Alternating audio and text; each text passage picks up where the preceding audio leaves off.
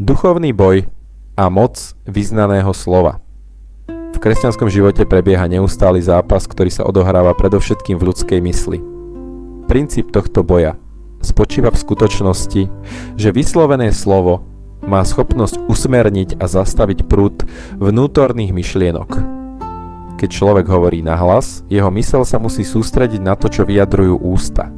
To, čo je vyslovené, tak dokáže prekonať to, čo vnútorne prebieha v mysli. Nepriateľ človeka, diabol, často útočí práve prostredníctvom myšlienok. Nesnaží sa o zjavný a násilný prienik, ale prichádza ticho a nenápadne. Vnáša do ľudského vnútra pochybnosti formulované v prvej osobe, aby vyvolal dojem, že ide o vlastné úvahy človeka. Sú to myšlienky typu nie som dosť dobrý, moja situácia sa nikdy nezmení alebo Boh ma nepočuje. Účinnou obranou proti takýmto útokom je nenechať sa týmito myšlienkami ochromiť, ale aktívne na ne reagovať hlasným vyznávaním Božej pravdy. Útok na myseľ je potrebné prerušiť hlasom. Kľúčové biblické verše. Poprvé, rozlišovanie Božieho hlasu a autorita. Veriaci človek má schopnosť rozlíšiť, odkiaľ myšlienky pochádzajú. Ježiš v Evanjeliu podľa Jána 10.27 hovorí: Moje ovce počúvajú môj hlas, ja ich poznám a oni ma nasledujú.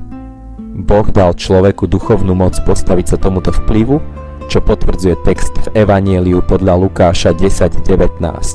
Aj hlá, dal som vám moc šliapať po hadoch a škorpiónoch a nad celou mocou nepriateľa a nič vám neuškodí. Ak sa však táto autorita nepoužíva v praxi, zostáva nevyužitá. Mnohí ľudia podliehajú duchovnému trápeniu v tichosti, hoci písmo poukazuje na dôležitosť slova. Po druhé, moc jazyka a odmietnutie negatívnych vyhlásení.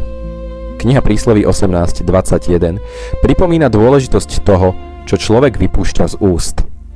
Smrť a život sú v moci jazyka a ten, kto ho miluje, bude jesť jeho ovocie. Z tohto dôvodu Ježiš v Evanjeliu podľa Matúša 6.31 varuje pred verbalizovaním úzkosti. Nebuďte teda ustarostení a nehovorte, čo budeme jesť, alebo čo budeme piť, alebo čím sa budeme odievať.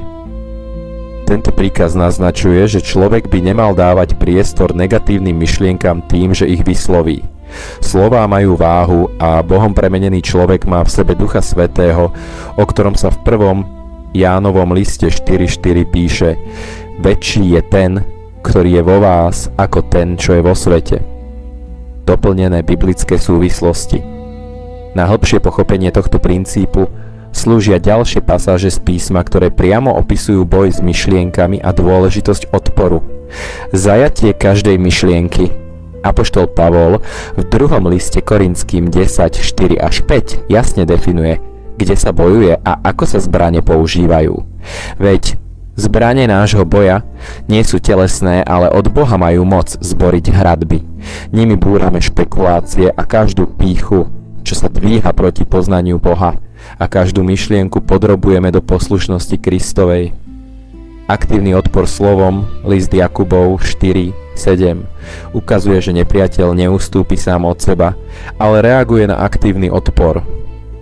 Podriate sa teda Bohu, ale vzoprite sa diablovi a utečie od vás. Slovo ako meč v boji.